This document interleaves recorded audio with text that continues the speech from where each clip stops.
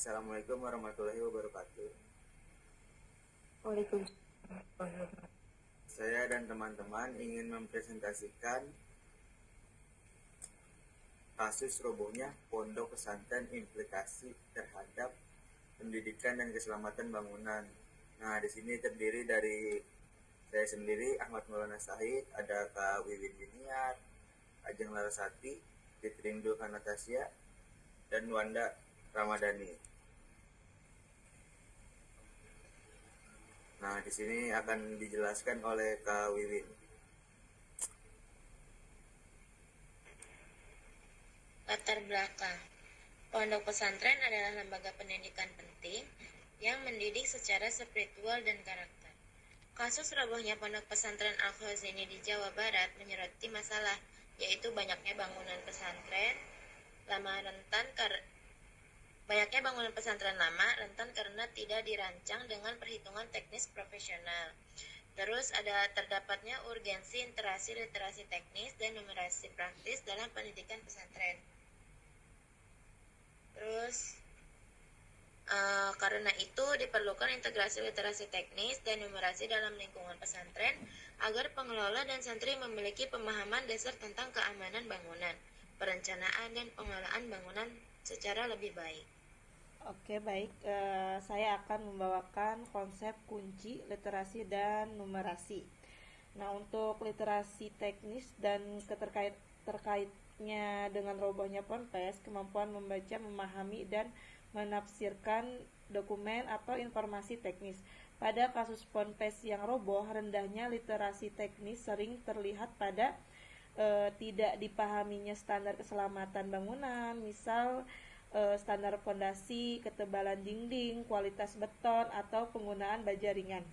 Kesalahan menafsirkan gambar kerja sehingga bangunan tidak mengikuti struktur yang direncanakan.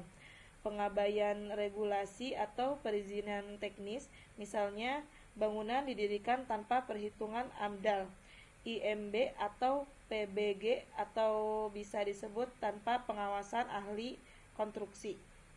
Akibatnya bangunan menjadi tidak layak fungsi dan rawan gagal struktur ketika diterpa beban angin, hujan, atau aktivitas harian santri. Literasi teknis yang rendah menyebabkan pengambilan keputusan yang tidak aman. Dalam banyaknya kasus robohnya bangunan sederhana seperti ponpes, pengelola memilih bahan lebih murah tanpa memahami konsekuensi teknis. Pembangunan dilakukan tanpa tenaga ahli seperti mandor atau insinyur. Renovasi dilakukan tanpa perhitungan ulang struktur. Ada penambahan lantai atau ruangan, tetapi tidak mengecek apakah struktur awalnya sudah kuat apa belum. Hasilnya, keputusan yang tampak hemat justru meningkatkan resiko bangunan roboh dan membahayakan para santri. Numerasi praktis dan keterkaitannya dengan robohnya ponpes, kemampuan menggunakan angka dan data untuk perhitungan praktis.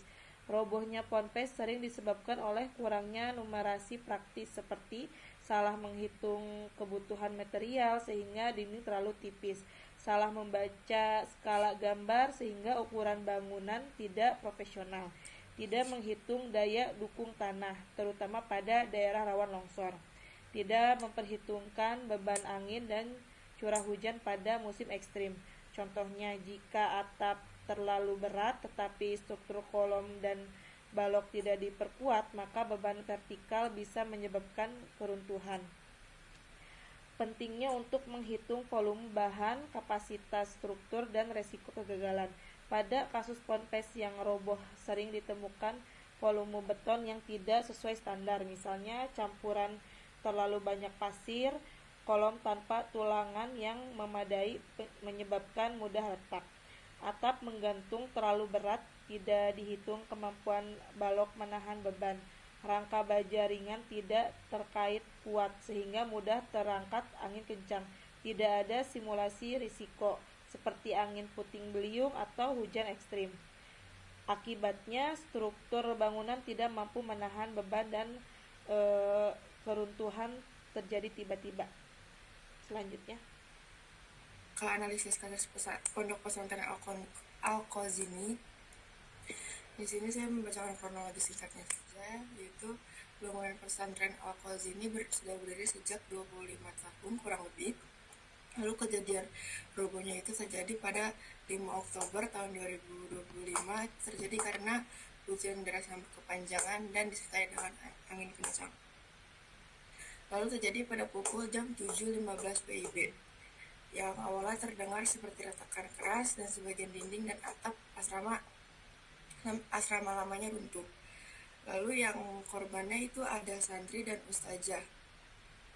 Ada beberapa yang mengalami luka dan sebagiannya mengalami luka parah. Lalu ke faktor penyebab robohnya bangunan. Slide-nya, faktor penyebab kegagalan bangunan itu yang pertama terjadi karena kesalahan perhitungan dan desain. Itu desain yang tidak memperhitungkan beban struktural yang sebenarnya, lalu terutama saat ada penambahan lantai atau renovasi tanpa audit struktur yang memadai.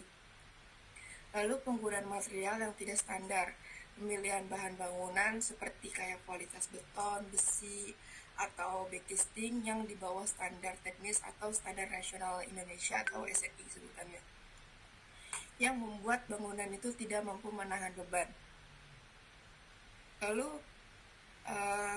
ada kesalahan perhitungan yang ketidakmampuan menghitung kapasitas struktur yang distribusi beban dan kekuatan fondasi yang tidak supervisi dan ahli. Ke slide selanjutnya, ada implikasi dan strategi pendidikan. Implikasi dan strategi pendidikan dari Ponpes itu tanggung jawab hukum, yaitu dapat dikenakan pidana karena kelalaian dalam menjaga keselamatan. Lalu solusinya harus mengintegrasikan manajemen risiko keselamatan, melibatkan konsultasi teknik profesional dalam setiap pembangunan atau renovasi, dan segera mengajukan perizinan yang legal. Slide selanjutnya dibacakan Kak Cut Rindu. Selanjutnya ada strategi peningkatan. Yang pertama itu adalah pelatihan mengajarkan pengelola membaca dokumen bangunan, panduan standar keselamatan. Konteks ini adalah literasi fungsional, yaitu kemampuan membaca dan memahami teks, teknik, atau informasional yang kompleks. Selanjutnya ada pelatihan numerasi praktis, mengajarkan perhitungan beban, volume material, dan kapasitas struktur sederhana. Konteksnya ini adalah numerasi terapan, yaitu menggunakan konsep matematika untuk memecahkan masalah praktis di dunia nyata, seperti menghitung kebutuhan bahan atau daya tahan sebuah kontraksi. Selanjutnya ada integrasi kurikulum, menambahkan modul praktis tentang keselamatan bangunan dan perhitungan sederhana untuk santri. Konteksnya adalah memastikan kompetensi ini menjadi bagian formal dari pendidikan santri, bukan hanya pelatihan insidental. Selanjutnya ada kolaborasi ahli, mengundang insinyur sipil untuk workshop atau inspeksi rutin. Konteksnya adalah melibatkan profesional untuk memberikan pengetahuan mendalam dan melakukan pengecekan standar keselamatan secara berkala. Selanjutnya ada checklist keselamatan harian, membuat daftar periksa rutin untuk mendeteksi dinding retak atau atap bocor. Konteksnya mengembangkan kebiasaan observasi dan pencatatan sederhana sebagai bagian dari budaya numerasi dan literasi. Sini kesimpulan, literasi teknis dan numerasi praktis adalah keterampilan hidup krusial untuk keselamatan komunitas pesantren. Bukan hanya kemampuan akademik, kurangnya kedua kemampuan ini menjadi faktor utama kerusakan diperburuk oleh faktor fisik dan lingkungan. Integrasi materi ini dalam pendidikan pesantren adalah suatu keharusan. Nah, di contoh kasus ini, kesimpulannya, robohnya bangunan pesantren menunjukkan bahwa aspek keselamatan fisik dan kualitas pembangunan adalah bagian penting dari dunia pendidikan. Insiden ini bukan hanya masalah teknis konstruksi, juga mengungkap lemahnya pengawasan, perencanaan, serta kurangnya pemahaman tentang standar bangunan yang aman. Bagi dunia pendidikan, peristiwa ini menjadi pengingat bahwa lingkungan belajar yang aman adalah hak setiap santri dan tenaga pendidik. Tanpa bangunan yang layak dan kuat, proses belajar mengajar tidak dapat berlangsung dengan nyaman, efektif, ataupun berkelanjutan. Nah, dari sisi konstruksi, kejadian ini menegaskan perlunya poin satu, penerapan standar bangunan yang sesuai regulasi. Poin duanya, audit struktur secara berkala. Poin ketiga, pengawasan ketat terhadap kualitas material dan proses pembangunan, serta pendidikan tentang mitigasi bencana dan keamanan fasilitas bagi pengelola lembaga pendidikan. Nah, dengan memperbaiki tata kelola pembangunan keselamatan pondok pesantren maupun lembaga pendidikan lain dapat menciptakan lingkungan belajar yang aman, mendukung tumbuh kembang santri, dan mencegah kejadian serupa terulang. Nah, mungkin cukup sampai di sini saja ya teman-teman dari presentasi kelompok 4. Kurang lebihnya mohon maaf. Wabillahi taufiq wal hidayah. Wassalamualaikum warahmatullahi wabarakatuh. Waalaikumsalam warahmatullahi wabarakatuh.